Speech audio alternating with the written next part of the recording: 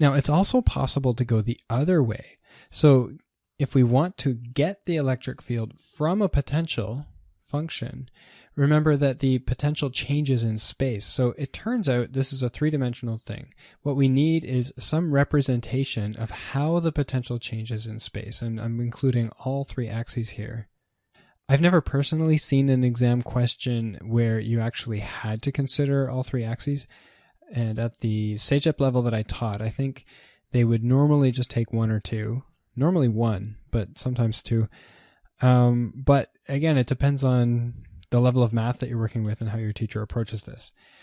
So the basic idea here is that we're given the potential as a function of your position, x, y, and z, and then you can actually calculate the three components of the electric field at that position according to the partial derivative along each axis. So the x component, Ex, is equal to negative dv by dx. And so what that means is that you hold, or you basically assume that y and z are constant, and you just do the derivative as if x is the only variable. Then similarly, Ey is the negative dv by dy, and Ez is equal to negative dv by dz. And there is a symbol for this that my students would only see once and then never see again. You might see this.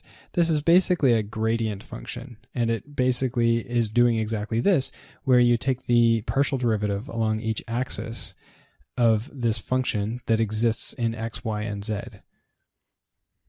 You'll probably never need to know that, but in case that does show up, then you know how this works. As a quick example of this, I'm going to just write out the function v of xyz is equal to 3x minus 5y plus 12z squared. And then I have to find an expression for the electric field in terms of that potential function. Then looking at this for Ex, I would get negative, and then I take the derivative of this function with respect to x. So I get 3, and then the y, 5y is a constant, so I have plus 0 for that, and then plus 0. Ey is negative, and then I have 0 because I hold the x constant when I'm taking the derivative with respect to y. I would have minus 5, and then plus 0 because the z is also constant when I'm taking the derivative with respect to y. And then finally, Ez, negative, and then here I have 0 for x, 0 for y, and when I take the derivative there, I'll get plus 24z. So then I put all of these things together, and E, then, the electric field, as a function of x, y, and z, because this electric field is actually going to change depending on where you are as well, is equal to negative 3 I hat. The negatives on y cancel out, so I have plus 5 j hat, and then minus 24z k hat. So this might be a little bit advanced for what you're doing. You should really find out from your teacher whether this is going to be on your test. And if it is, then it's a fairly simple concept, and it just takes a little bit of practice.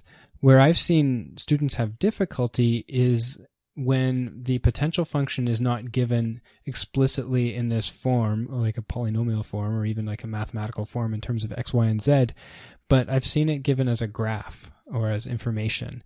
I remember one exam question that said x and y are constant and z varies according to, 12z squared. And because x and y are constant, you had to realize that the derivative of a constant is 0. So that meant that the electric field along x and y was 0 because the potential was constant in those axes, but it varied in z, and so then you had to actually take the derivative with respect to z.